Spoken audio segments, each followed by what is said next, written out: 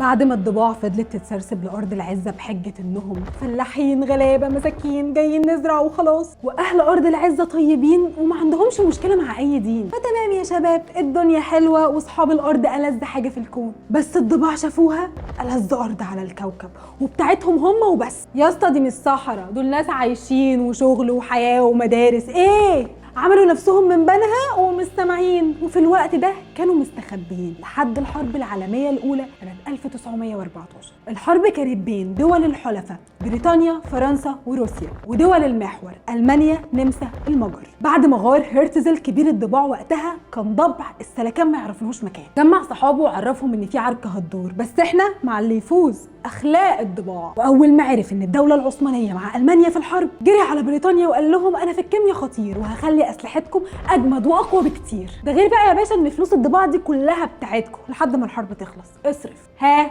قلت ايه؟ قالوا له انت تيجي تمسك مختبرات الملكيه البحريه، فبقى مسؤول جوه الدوله البريطانيه. واول بقى مسؤول ما استناش وطلب ارض العزه وطن للضباع سنه 1916، والحرب لسه شغاله عادي وصوتها جايب اخر البلاد. في الوقت ده بريطانيا وفرنسا قعدوا على السفره وقاموا فراشين الخريطه وقعدوا يوزعوا الدول، والحرب لسه شغاله عادي. ليه؟ علشان بقى ما يمسكوش في بعض لما يكسبوا. واول ما وصلوا عند ارض العزه الاتنين بصوا لبعض وفضلوا متنحين، ترى الارض دي هتبقى بتاعت مين؟ قالوا خلاص تبقى بتاعتنا احنا الاتنين. بس بريطانيا برضو ما شافتش سلكان، راحت جابت وايز مان كبير الضباع وقالت له لم الضباع بتوعك وخدهم وروح على ارض العزه، مبروك بقت بتاعتكم. طب وفرنسا؟ هددهم يا كيميائي انك هتتخلى عنهم في الحرب، واهل ارض العزه الاصليين والعرب هيسكتوا. ما تقلقش احنا معاك، سكار ما بيتخلاش عن ضباعه الخاينين. فرنسا وافقت وقالت بالنص انها بتوافق على احتلال يهودي في فلسطين. وايز مان كان ضبع مش سالك، حب يأمن نفسه وقال لبريطانيا ابعتي لي ميل بالكلام ده.